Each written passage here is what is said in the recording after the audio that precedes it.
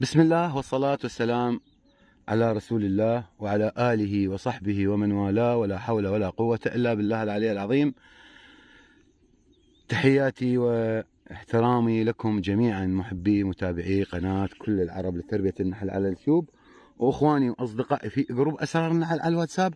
ربي يسعدكم ويرزقكم ويعطيكم ما تتمنون. أمنياتي لكم دوم إن شاء الله بدوام الصحة والعافية والموفقية والرزق الوفير. ربي يبعدكم الغلاء والوباء، اللهم آمين آمين. البارحة بالاستبيان على اليوتيوب على قناتي ظهر أن أكثر متابعين قناة كل العرب هم من الجزائر الحبيبة، وبعدها يجي العراق، وبعدها المغرب وتونس والمملكة العربية السعودية، وإحنا نازلين. هذا إن دل على شيء دل على شغف وحب البلدان هذه لتربية النحل. في زيارتي للجزائر شفت، طبعا أنا شهادتي في أهل الجزائر شعبا وناس ومربين نحل مجروحة، لأن شفت من الإمكانيات. إذا أخص بالذكر وبالأسماء يعني تحياتي لهم جميعا. يعني أول ما أبدي بالعاصمة، ثاني شيء أبدي بصديقي عمر من البليدة، وأبدي بصديقي بإسطيف، أكثر من صديق بإسطيف، يعني العزيز والأخ صاحب قناة النحل أبي مفيد، وصديقي العزيز ابن عمارة، تحياتي له. ولا يسعني أن أذكر الجميع: خالد مروان، صالح، الدكتور محمد، كثيرين يعني عذرا، يعني نبيل بن العلمة، والشيخ مسعود أيضا، وسيدات كانوا حاضرين معنا في المؤتمرات. تحياتي لهم جميعا. لكن شوف أخوان، عندما أنت فعلا تصبح مربي نحل تمتلك شغف بهذه المجال. عجبني في موضوع كنا نتناقش به أنا وصديق، تحياتي إلى وين ما موجود. كنا نتكلم أنا وياه، وإذا ابن عمارة كان معانا. فابن عمارة أول شيء مربي نحل، ثاني شيء تاجر. فهو قاعد يستمع، يعني جالس يستمع ويانا للكلام. سألنا سؤال بس يعني على هذا الموضوع، قال أني ما منتبه لهذا الشيء، راح أروح أشتغل. يعني كنا نتكلم العصر، ابن عمارة المغرب وصل بيتهم أو بالليل، ثاني يوم من الصبح بدل ما يقارب 500 خلية، بدل بها شغل، بدل بها، سوى بها أشياء، بدل. ليش؟ لأن وفرت له جهد، وفرت له وقت، وفرت له عناء. أنتم تعرفون بالنسبة إلى مربي النحل دائما يبحثون مثل رعاة الأغنام البدو، يعني يبحثون عن المراعي، ويبحثون عن الرحيق، ويبحثون، لأن يقول لك أني هذا باب رزقي، فينقل من مكان المكان، من مكان المكان. فرق بين أنك تقدر تنقل منحل يتكون من 100 خلية بساعتين، وفرق بين أنك تقدر تنقل منحل متكون من 100 خلية ب4 ساعات. طيب، إذا أنت خلال ساعة واحدة تقدر تغلق 100 خلية وبدون عناء وبسرعة، ليش؟ الأساليب الحديثة، الأساليب الحديثة اللي هي لها دور في مساعدتك، في تخفيف عليك العناء، في تخفيف عليك، تم تخفيف عليك إذا المونتاج شالها، إذا ما شالها نكاية بيه. تخفيف العناء، تخفيف الجهد، تخفيف المصرف، تخفيف الوقت، تقليل من الوقت. كل هذه الأشياء، الأساليب والأدوات المتطورة الحديثة لها دور بها. زين، إذا بالجانب الاقتصادي موفرت لك جانب اقتصادي، وقت، مادة، فلوس. وإذا بالجهد موفرت لك جهد. راح يقول واحد: أنتم ما تخلون النحل على طبيعته وهذه الأشياء. والله يا اخوان هذا الموضوع اللي يحب يتناقش به هذا ما عنده وقت، وعفوا ما عنده شغل وعنده مجال ان يسولف.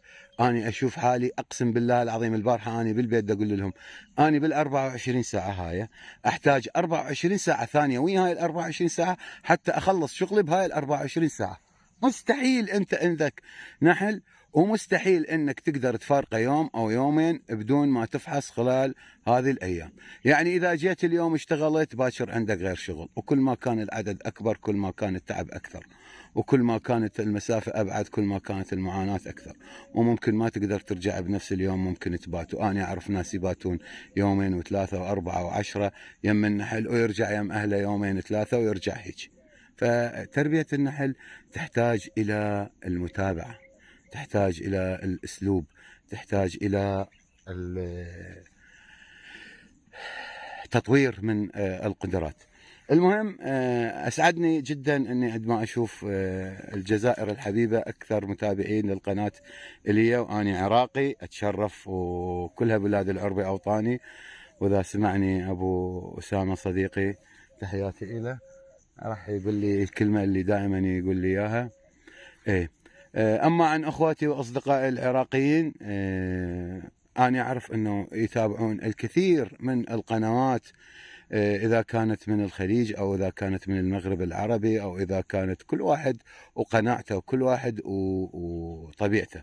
لكن بالحقيقة أنت عندما تجي تسولف تقول لي أني الآن وأتابع، أنت تعرف أنه الجزائر الآن المناطق الهضاب وهاي المناطق لحد الآن عندهم مطر، لحد تو بدأ الربيع مالتهم.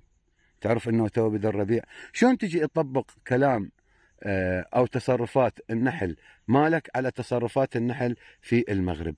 ولا يرهم ولا ينفع ان تطبق تصرفات بالعراق بالجزائر. ليش؟ المناخ يلعب دور، المناخ يلعب دور، والظروف المناخية والواقع الحالي يلعب دور. اما كاستفادة من المعلومات وتطورها و لا، أنا أقول لك تروح تجيب من الهند، تجيب من بنغلاديش، تجيب من أفغانستان، من أمريكا، من نيوزيلندا، من وين ما كانت تجيب معلومات تخدم مجال تربية النحل وتوظفها في عملك وتساعد بنشرها. أجرك الله، يأتيك الله أجرك مرتين. زين.